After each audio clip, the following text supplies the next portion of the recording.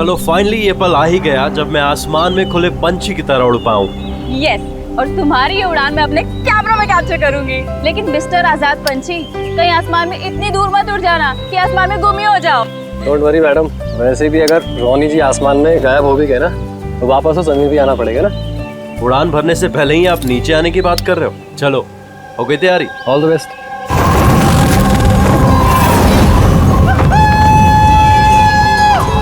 Yes, this is so much fun! Oh my God!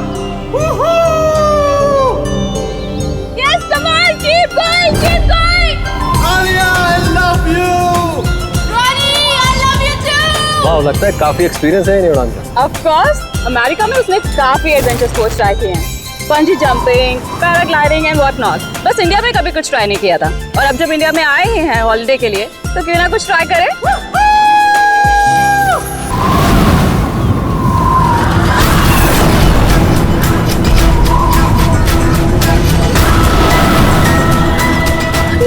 Ronnie को कुछ हो गया। जॉन को कुछ हो गया, देखो।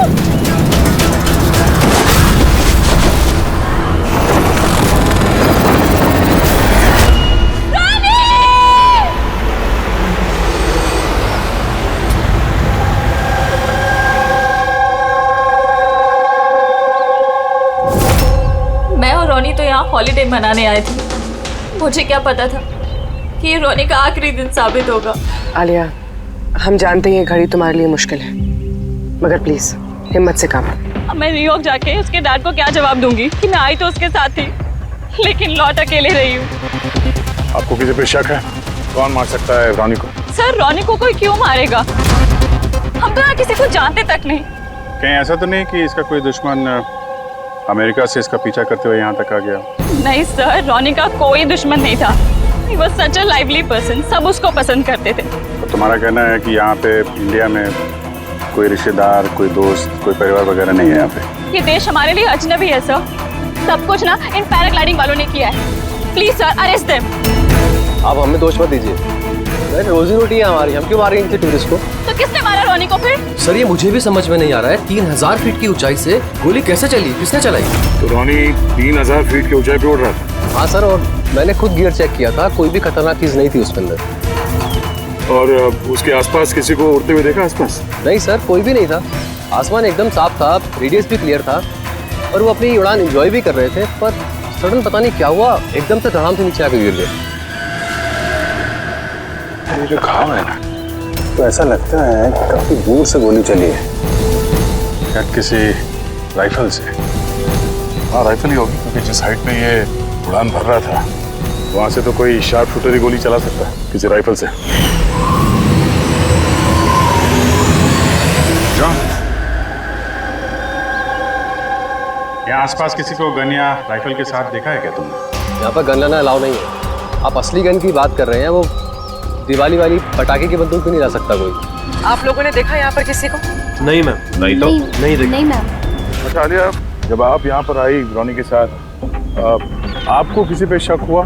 कोई आप लोगों को फॉलो कर रहा हो, कोई आदमी जो गड़बड़ लगे? नहीं सर, ऐसा तो कोई नहीं था। तो क्या गोली आसमान से चली है क्या? सर मैंने बताया ना, रोनी जी के आसपास में कोई उड़ नहीं रहा था, तो फिर आसमान से गोली चलाएगा कौन? हाँ सर, आसमान में कोई भी नहीं था। आप चाहें तो ये फुटेज चेक कर सकते हैं, इसमें कोई भी नहीं है साथ में।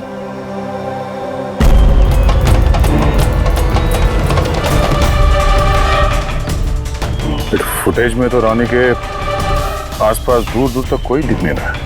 सर जमीन से नीचे से ऊपर किसी ने गोली नहीं चलाई। ये कह रहे हैं कि जब वो ऊपर रुका था तो कोई उसके आसपास नहीं था, तो ऊपर से भी गोली नहीं चला सकता। ये बताइए, ये गोली चली तो चली कहाँ से और किसने चलाई? कमाल है यार, इसका कोई दुश्मन नहीं है तो फिर इसको मारने के लिए इतनी प्लानिंग कौन करेगा? एक टेढ़ा केस लग रहा है। तो किसी टेढ़े आदमी को भेज देते हैं टेढ़े सबूत, शायद उसे कुछ पता चल जाए।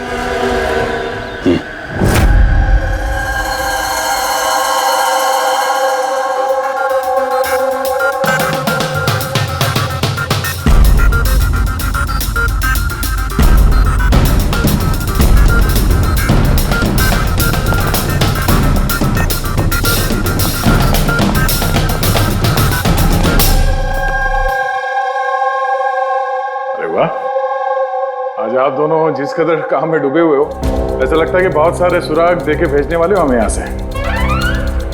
बहुत सारे सुना। हाँ, और अगर एक भी नहीं मिला तो? सीधे सीधे बता ना, कोई सबूत मिला ही नहीं है, कोई सुराग ही नहीं मिला तुझे। सर उस गोली के बारे में कुछ पता नहीं चला?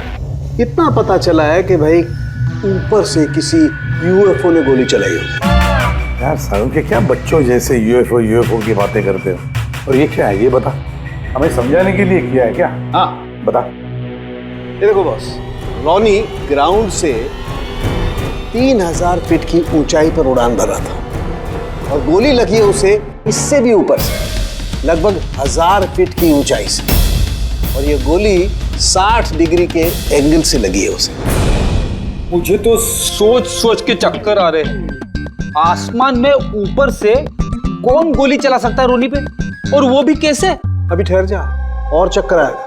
बॉस, ये गोली लगभग 3 किलोमीटर की दूरी से चली है ना, बड़ी अजीब बात है। गोली 3 किलोमीटर की दूरी से चलती है, 60 डिग्री में आती है, रॉनी के गले में घुस जाती है टेढ़ी, मतलब राइफल भी इस्तेमाल की है, बड़ी पावरफुल।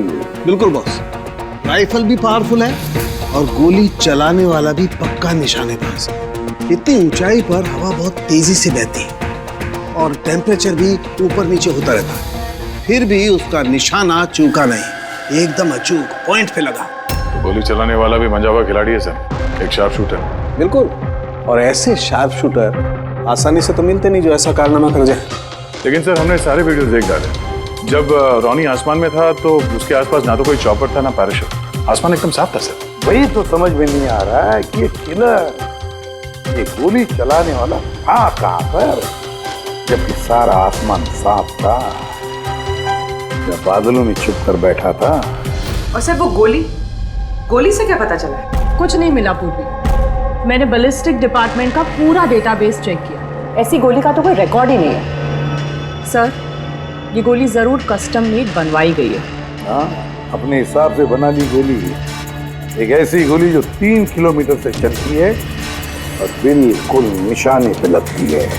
और सर, अगर ये गोली इतनी जबरदस्त है तो इसकी राइफल भी काफी स्पेशल होगी।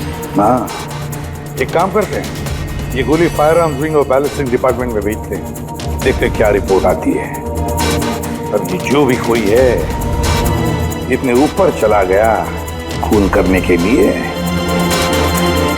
अब जल्द से जल्द इसे जमीन पर लाते हैं।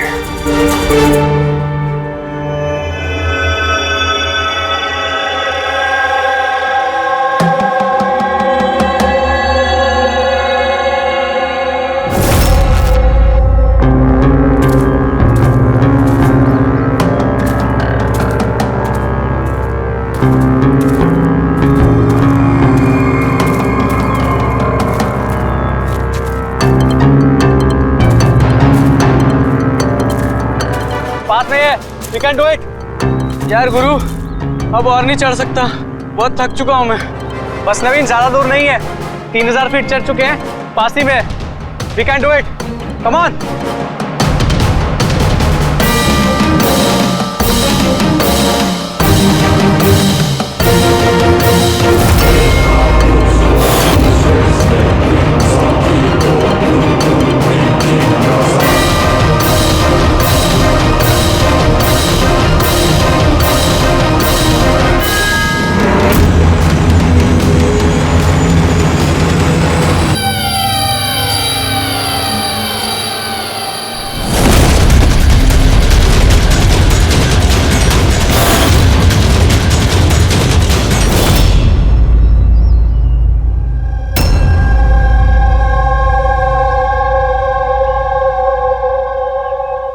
ऐसे लग रहा है जैसे रॉनी के मर्डर की फोटोकॉपी देख रहे हैं।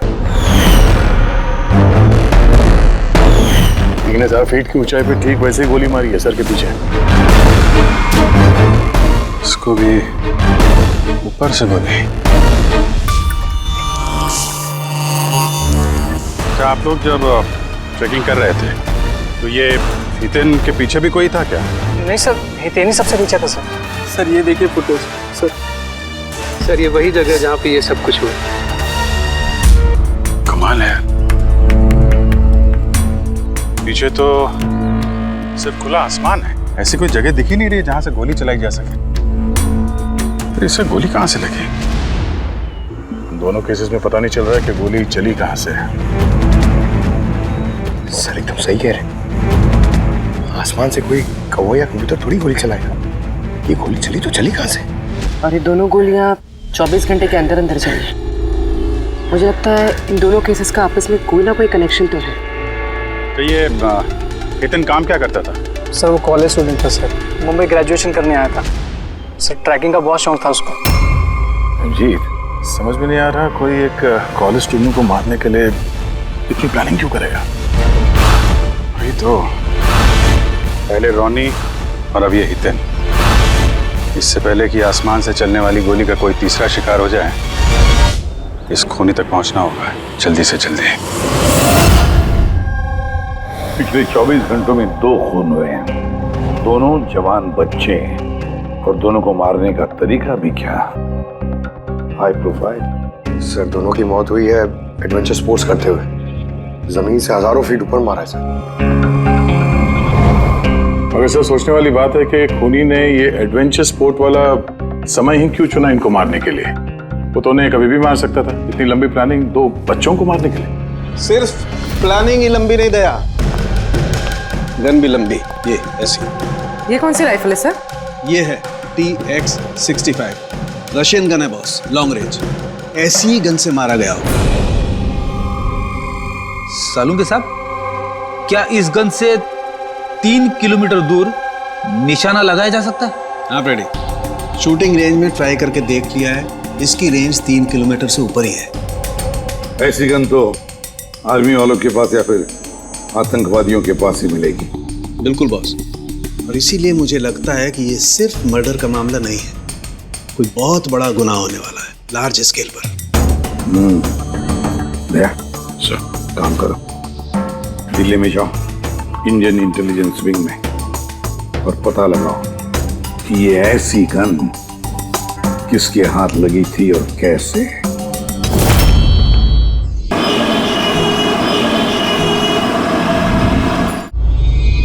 ये सारे खून इसी राइफल से हुए, और आप लोग तो जानते हैं ऐसी हाई प्रोफाइल राइफल सबके हाथ में तो लग नहीं सकती। आप बिल्कुल सही कह रहे हैं सर, और गौर करने की बात तो ये है सर कि ये राइफल कोई खरीदना भी चाहे तो खरीद नहीं सकता।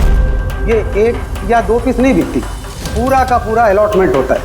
तो पिछले कुछ सालों में जो आतंकवादी हमले हुए हैं उसमें ये इस तरह के राइफल इस्तेमाल हुए थे? जी हाँ। तो आपको किसी आतंकवादी गिरोह पे शक है? जी हाँ, अगर हमारा अंदाजा सही है तो हम जानते हैं कि इसके पीछे किसका हाथ है। कौन? इलवारे जिले में कुछ समय पहले हमारी आर्मी ने बहुत सारे हथियार जब्त किए थे। उन हथियारों में ये वाली राइफल भी। हाँ प्रताप सर, सारे आतंकवादी मारे, उनमें से एक आतंकवादी बचकर निकल गया और हमने उनके सारे हथियार जब्त कर लिए। Well done Pratap sir. और जो आतंकवादी भागकर गया है उसके बारे में सारे पोस्ट को अलर्ट कर दो। तो ये काम उस आतंकवादी का हो सकता है जो बचकर निकल गया था वहां से? जी हाँ, और हमारी इंफॉर्मेशन के मुताबिक ये आतंकवादी गिरोह जल्दी ही कुछ बड़ा करने वाला है। शायद ये उसी की शुरुआत हो। ये दोनों जुर्म कोई मामूली खून नहीं है, ये जरूर कोई बड़ी साजिश है, बड़ी साजिश, आतंकवादी हमले की साजिश। हाँ सर, और इस हमले को रोकने के लिए पहले इन आसमान से चलने वाली गोलियों का राज का पता लगाना पड़ेगा सर। और इस राज का पता करने के लिए हमें सबसे पहले ये पता करना पड़ेगा सर कि आतंकवादी रॉनी और हितेन जैसे आम आदमी की हत्या क्यों की। वैसे क्या कॉमन है इन दोनों खून में? सर, दोनों मर्डर हवा में हुए, दोनों बार गोलियां ऊपर से चली, हाई प्रोफाइल राइफल से। किसी प्रोफेशनल शार्प शूटर का काम है सर ये। और सर, इन दोनों केसेस में कोई वैंटेज पॉइंट नहीं है, कोई ऐसी जगह नहीं है जहां पे बैठ के खूनी इन दोनों पे गोली चला सकता है। वैंटेज पॉइंट, वैंटेज पॉइंट, कहीं यही तो वजह नहीं हो सकती है? तो आप कहना चाह रहे हैं सर कि खूनी के पास कोई जगह नहीं थी बैठ के गोली चलाने की, और उसे ये पक्का करना था कि उसका टारगेट छूटे ना, उससे कोई चूक ना हो, इसलिए वो इन दोनों पे प्रैक्टिस कर रहा था। Exactly Abhijeet, exactly. वो निशानेबाजी की प्रैक्टिस कर रहा था। मतलब सर उसका असली टारगेट कोई और है? सर अगर कोई वैंटेज पॉइंट था ही नहीं तो फिर वो हवा में गोलियां कहां से चला रहा था? पंकज, तुम्हारे सवाल का जवाब तुम्हारे सवाल में ही है। ये बताओ कि मेरा मतलब है, इंसान हवा में कैसे उड़ता है बिना पंखों के? सर एरोप्लेन से या फिर हेलीकॉप्टर से। बस तुम्हारा जवाब मिल गया। लेकिन सर वहाँ क्राइम सीन पे ऊपर आसमान में कोई चॉपर तो उड़ नहीं रहा था, ना ही कोई केबल कार थी वहां पे। दया कुछ और होगा, कुछ और होगा। अभिजीत, मैप निकालो। वहां उस पैराग्लाइडिंग और माउंटेनियरिंग कैंप के आसपास देखो। मेरा मतलब है ऐसा कुछ है क्या जहां से आदमी हवा में उड़ सके? जंगल है, और हाँ, ये 2 हॉट एयर बैलून रेंजेस भी हैं। सर देखो, जहां पर खून है उसके आसपास कितने रेडियस में है ये? सर ये दोनों 60 किलोमीटर के रेडियस में। तो एक बात तो पक्की हो गई, खूनी वहां पर हॉट एयर बलून में बैठा था और वहीं से उसने गोली चलाई 3 किलोमीटर की दूरी पे। सर अगर किसी को हॉट एयर बलून की सवारी करनी है तो पहले से बुकिंग करनी पड़ती है, कोई ऐसे ही नहीं जा सकता। कोई बात नहीं, तो वहां उस हॉट एयर बलून रेंज के ऑफिस में जाकर पता लगा कि ऐसा कौन सा टूरिस्ट था जिसने उन 2 दिनों में दोनों हॉट एयर बलून में सवारी की थी। ये टोटल 12 लोगों की लिस्ट है जो उस दिन हॉट एयर बलून में बैठे थे। कुछ लोग अलग बैठे थे और कुछ लोग ग्रुप बना के बैठे थे। तुम्हें कुछ याद है कि इनमें से कितने लोगों के पास कोई सामान या कोई बैग्स थे? या फिर कोई बदमाश जैसा दिख रहा हो? नहीं, बदमाश तो कोई नहीं लग रहा था, लेकिन एक बूढ़ी आंटी थी जिन्होंने बैकपैक रखे हुए थे और वो चश्मा और टोपी भी लगाई हुई थी। हाँ, हम भी हैरान थे कि इस उम्र में ऐसी ट्रैवलिंग का जज्बा। और जब फोटोज खींची जा रही थी तो वो शर्मा रही थी और अपना मुंह छुपा रही थी। ये बुढ़ी आंटी शार्प शूटर सुनने में थोड़ा अजीब नहीं लग रहा है? हाँ सर, मैं ही पायलट हूँ इधर। 25 फरवरी को कुल मिलाकर सर मैंने 6 लोगों को एयर बैलून की सवारी करवाई थी और 2 लोगों को दिनेश ने सर। अच्छा, तो उनमें से कोई गड़बड़ टाइप का आदमी लगा या जिसके पास कोई सामान वगैरह हो? सर ऐसा तो कोई नहीं था। हाँ, एक बुजुर्ग आदमी था, पता नहीं बात बात पर क्यों चिल्ला रहा था। शायद उसका मूड खराब था या खड़ूस था शायद। उसके हाथ में कुछ सामान था क्या? सामान तो नहीं था। हाँ, बैसाखी लेकर चल रहे थे। बैसाखी लेकर चल रहे थे?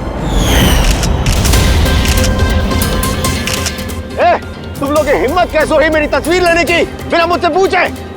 जरा भी तमीज है कि नहीं है? उड़ाओ उसे, उड़ाओ। अच्छा, फोटो खींचने पे नाराज हो गए? कितनी अजीब बात है ना सर। लोग हॉट एयर बलून पे रोज रोज तो बैठते नहीं हैं, तो वो खुद ही फोटो खिंचवाना चाहते हैं ताकि वो इस मेमोरी को हमेशा अपने पास रख सकें। और कोई खास बात याद है उनके बारे में? सब पता नहीं बतानी चाहिए या नहीं। नहीं नहीं, बोलो, जो भी याद है खुल के बताओ। इन्हें चलता देख के लग नहीं रहा था कि उन्हें बैसाखी की जरूरत होगी, पर फिर भी उन्होंने बैसाखी पकड़ रखी थी। अच्छा,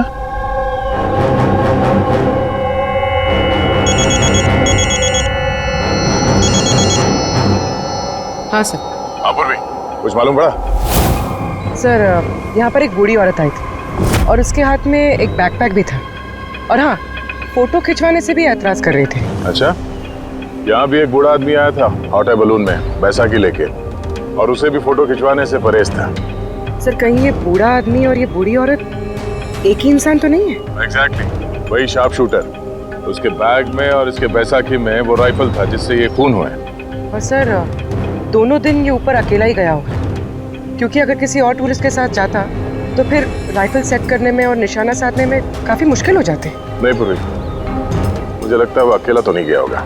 मतलब हॉट एयर बलून चलाना और साथ में ये राइफल भी चलाना, दोनों काम एक साथ करना जरा मुश्किल है। इस हॉट एयर बलून का पायलट भी होगा साथ में। मतलब सर इस जुर्म में पायलट भी मिले हुए हैं? यस, एक काम करो, उस पायलट को पकड़ो जल्दी। उस दिन उस बूढ़ी औरत को ऊपर बलून में कौन ले गया था? पायलट कौन था? संजीव था।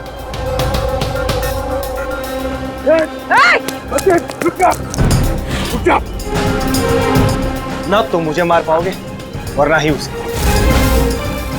ये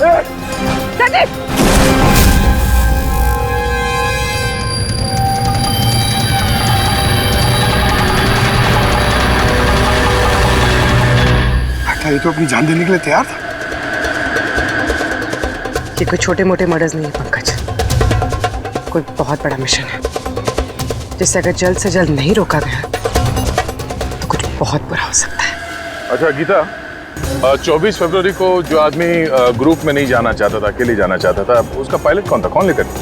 सोलो ट्रैवलर को तो दिनेश लेकर गया था।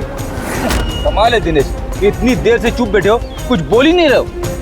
तुम लोग मुझे पकड़ नहीं पाओगे।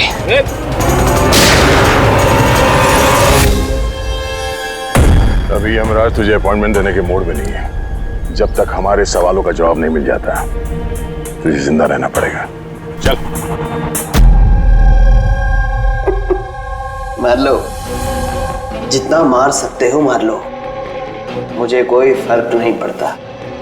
वैसे भी तुम्हारे इन कानून के कमजोर थप्पड़ों में इतनी ताकत नहीं है कि मेरे जुर्म की मजबूत हड्डियों को गला सके। समझे? तुम्हारे साथ जोर जबरदस्ती करना होता तो उसके लिए तो 2 मिनट का काम है हमारे लिए, पर बाद में ख्याल आता है तुम्हारे परिवार का, तुम्हारी बहन। अगले महीने उसकी शादी है ना? कैसा लगेगा उससे कि उसकी शादी हो रही है और शादी के वक्त उसका भाई इस दुनिया में नहीं है? हाँ? और तुम्हारी माँ हर महीने खर्चे के लिए पैसे भेजती हो ना, तुम्हारे जाने के बाद कौन ख्याल रखेगा उसका? कभी सोचा है इसके बारे में? हाँ? नहीं? चलो, अभी मौका है, सरकारी गवाह बन जाओ। वादा करते हैं तुम्हारे जेल जाने के बाद तुम्हारी माँ का ख्याल हम रखेंगे। सच? मतलब पूरा ख्याल रखोगे? पूरा ख्याल? हाँ, तुम्हारी माँ का पूरा ख्याल रखेंगे। तुम बस ये बताओ कि किसके लिए काम करते हो? तुम्हारा बॉस कौन है? बता दो, पक्का बता दो? हाँ बताओ। मैं जिसके लिए काम करता हूं ना, मेरा बॉस है सर, उसका नाम है एसीपी प्रद्युम्न।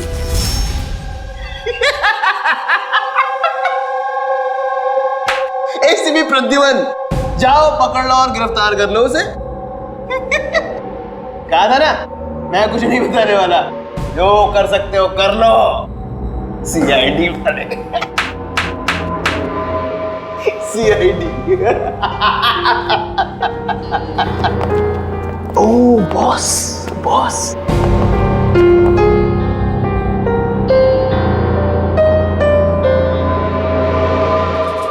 कोई बात नहीं, कुछ मत बताना। अब हम ना तुमसे कुछ पूछेंगे, कुछ बताने के लिए तुम पर जोर जबरदस्ती करेंगे, कुछ नहीं, सिर्फ एक करेंगे, हम तुम्हें सोने नहीं देंगे। सोने नहीं देंगे? वैसे भी मैं अगर जागता रहा तो मैं कुछ बताने नहीं वाला हूं आप लोगों को। कोई जरूरत नहीं,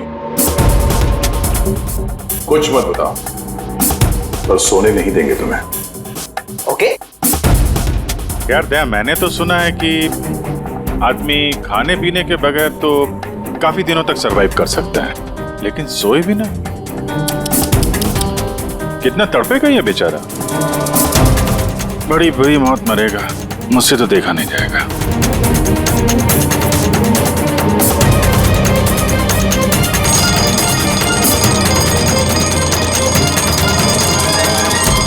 समय काटने के लिए आसानी होगी। हाँ? अपने जिंदगी के आखिरी पल अपनी आंखों के आगे गुजरते हुए देखो, ठीक है? Thank you. सोने मत देना इसको।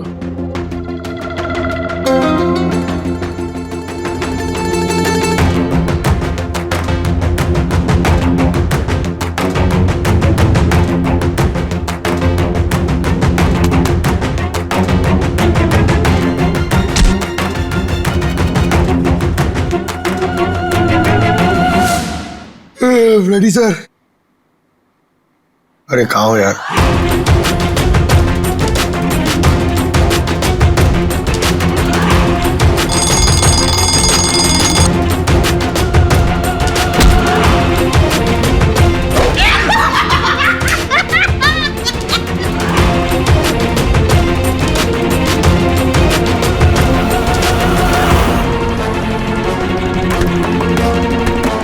जब तक मुंह नहीं खोलेगा सोने का नहीं, समझे?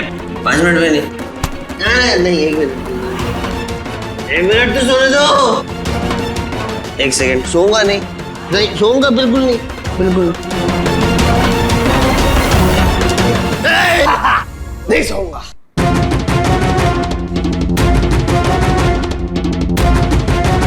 बस अब टूटने वाला ही है।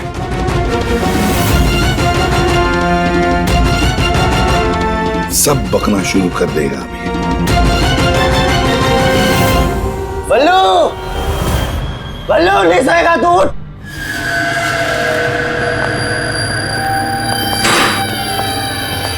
क्या सोना चाहता है? तो सोने देंगे ना भाई, क्या प्रॉब्लम है? चलो हम सोने देंगे तुम्हें। खाली ये बताओ कि तुम्हारे गिरोह का प्लान क्या है? हाँ बता दो। मेरा नाम दिनेश नहीं है, मेरा नाम मेरा नाम बल्लू है, दिनेश नहीं है मेरा नाम। और मुझे स्पेशली इसी मिशन के लिए तैयार किया गया था। और जो 2 मर्डर हुए थे ना, वो प्रैक्टिस थी। हमारा असली मिशन है उसको मारना। और स्टीव, क्या नाम है उसका? वो स्टीव मल्डर। स्टीव मल्डर, वो इंटरनेशनल पीस मीडिएटर, शांति दूत जो हमारे देश आया है, दुश्मन देशों के बीच वो शांति का करार करवाता है, आतंकवाद बंद करने के लिए। इसी भी हम नहीं चाहते कि आतंकवाद कभी रुके। और स्टीव मल्डर तो मरेगा, तुम लोग कुछ नहीं कर सकते। और तो कर भी लोगे ना, उसको बचा भी लिया ना, और स्टीव मल्डर को खत्म कर देंगे हम। हमारा जो शार्प शूटर है ना, एकदम रेडी। कहाँ मारने वाले हैं और कब? बोल। वो जब कॉन्फ्रेंस में भाषण दे रहा होगा ना, वो सबसे सही वही सबसे सही समय, वही सबसे सही समय होगा, क्योंकि उस समय उसके आसपास सिक्योरिटी वाले नहीं होंगे। और जो कॉन्फ्रेंस है ना, ये बिल्डिंग की छत पे है, तो हॉट एयर बैलून पे हमारा शार्प शूटर जाएगा, वही गोली मारेगा। कॉन्फ्रेंस 1 घंटे में चालू होने वाला है, अभी जल्द से जल्द पहुंचना होगा। अरे तुम लोग कितनी कोशिश कर लो, नहीं बचा पाओगे उसे। और हाँ, अगर तुम लोगों ने बचा भी दिया ना, तो हम दोबारा प्लान बनाएंगे, दोबारा मार देंगे। कौन मारेगा? कैसा दिखता है वो? अरे मैंने उसकी शक्ल नहीं देखी अभी तक, जब भी आता है भेज बदल के आता है। तुम लोग क्या उसमें पकड़ोगे? हॉस्पिटल ले जाओ जल्दी। सर, क्या हम हॉट एयर बलून रुकवा नहीं सकते जब तक ये कॉन्फ्रेंस पूरी न हो जाए? नहीं फ्रेडी, ये हॉट एयर बलून हम नहीं रुकवाएंगे। अगर आज रोक दिए तो कल दूसरा प्लान करेंगे। आज का प्लान हमें पता है, हम आज ही भिड़ेंगे इनसे।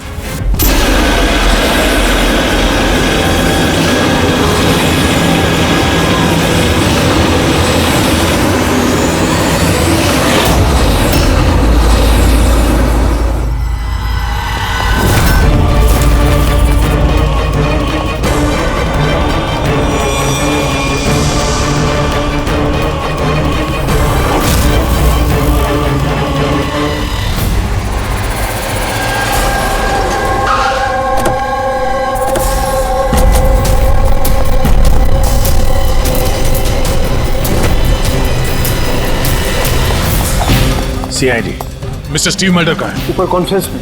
हमें ले चलो उनके पास, जल्दी हरिए।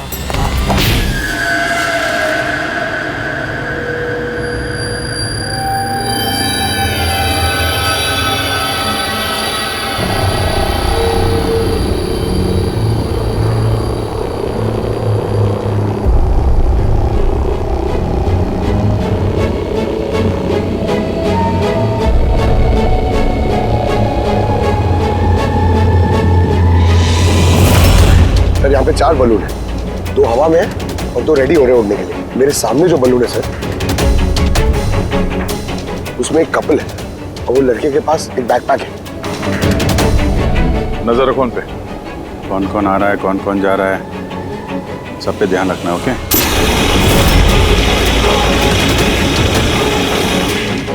सर उनका बलून टेक ऑफ हो गया सर। हाँ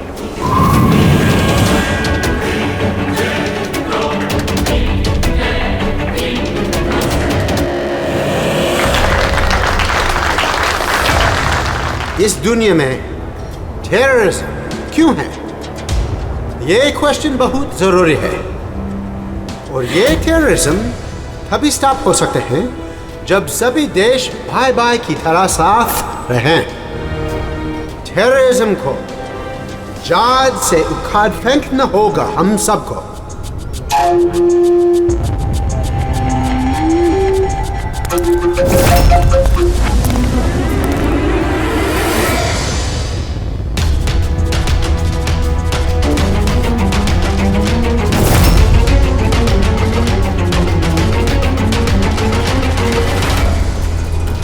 तो म्यूजिशियन है, उड़ने की तैयारी में है।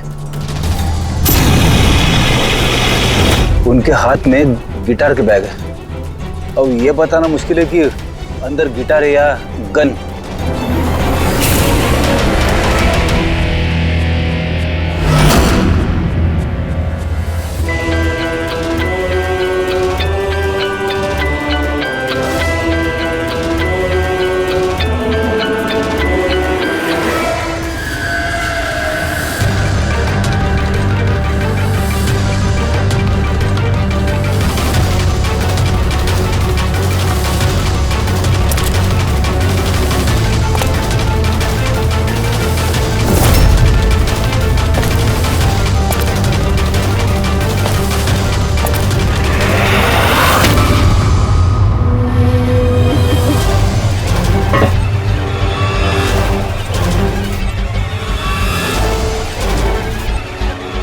सर और एक आदमी आया है, उसके पास एक बैकपैक और एक क्रच है। वेट करते हैं।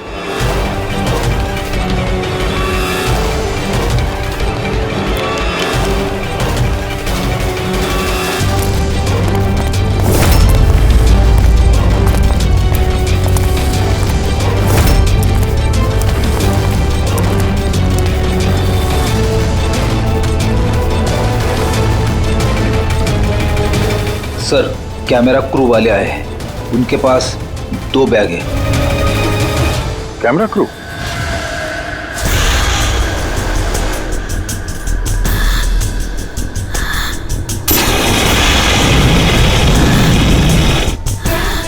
उन्हें नजरों से ओझल होने मत देना, नजर रखो उन पे।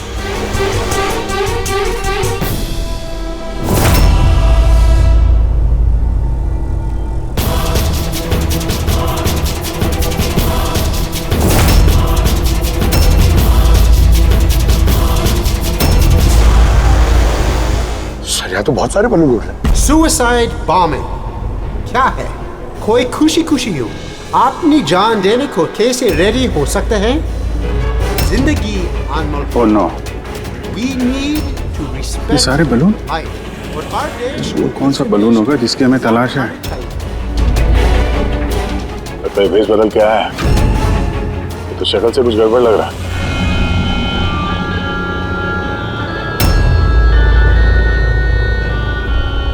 क्या? वो गिटार वाले पे नजर रखो। अपनी गलतियों से सीखना चाहिए हमें, ताकि World War I और World War II जैसे ये तो गिटार है। चल क्या रहा है ये? ऊपर जाके ये लोग म्यूजिक बजाने वाले हैं क्या? बाकी तो सारे बलून्स निकल गए, एक रह गया। मतलब सर इस बलून में हमारा sharp shooter wait and watch. मतलब सर इस बलून में हमारा शार्प शूटर। ये अपनी जगह सही ले रहा है। Camera crew. सर ये कहाँ गायब हो गया?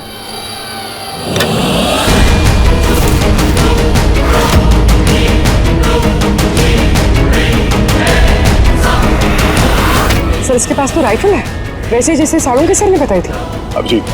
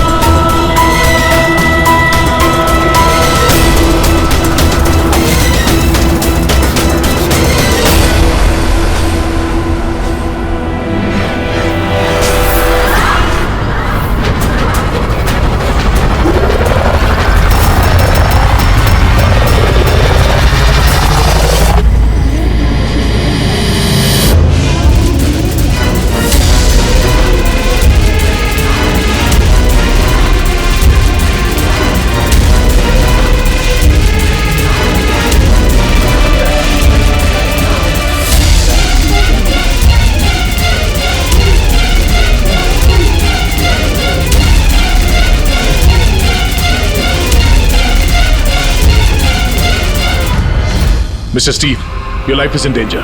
आपकी जान को खतरा है। आप क्या करें? We have a plan. Thank you CID. अगर आप लोग आज सभी वक्त पे नहीं आते, मैं जिंदा नहीं होता। क्योंकि मिस्टर स्टीव, खतरा अभी गया नहीं है। अभी खून पकड़ा नहीं गया है, इसलिए बी सेफ है। Be careful. Okay Freddy, Pankaj, उस बलून पे नजर रखना, आंखों से ओझल होने मत देना। हाँ सर, हम लोग बलून को ट्रैक कर रहे हैं।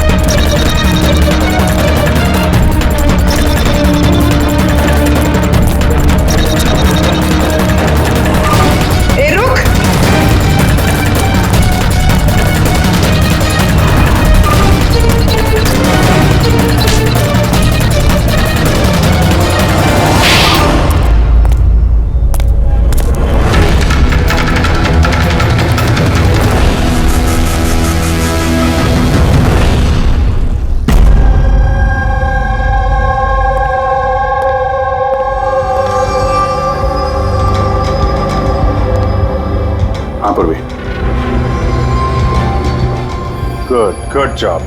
Congrats. पकड़ गया killer, mister Abhijeet? Yes, Mr. Steve, we got you. Yes. Well done. Well done. CID बरसों से इस देश की सेवा कर रहे हैं और आज एक बार फिर आपने एक खतरनाक टेररिस्ट को पकड़ लिए है। अभी वो पकड़ा क्या है? बहुत जल्द हम उसके पूरे ग्रुप को पकड़ लेंगे। Mister Steve, we are very proud of you. आप जैसे लोगों की दुनिया को जरूरत है, जो आप जैसे साहसी हैं और नेक हो।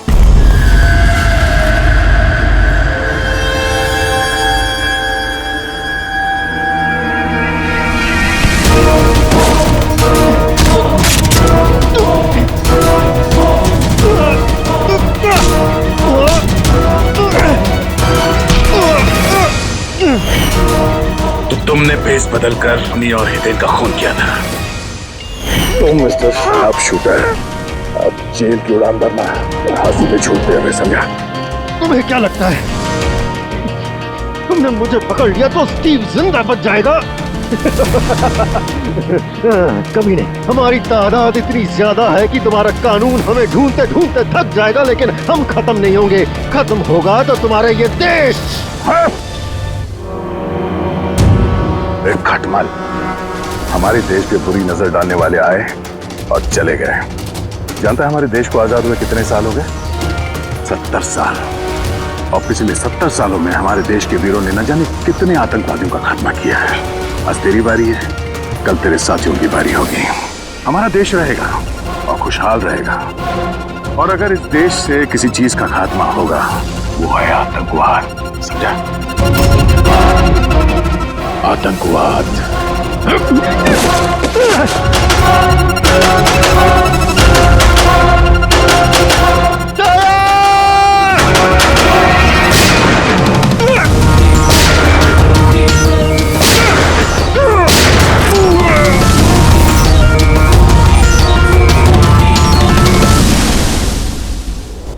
आतंकवादी पीठ पे ही गोली मारोगे? हम लोग यहाँ खाते गोली यहाँ।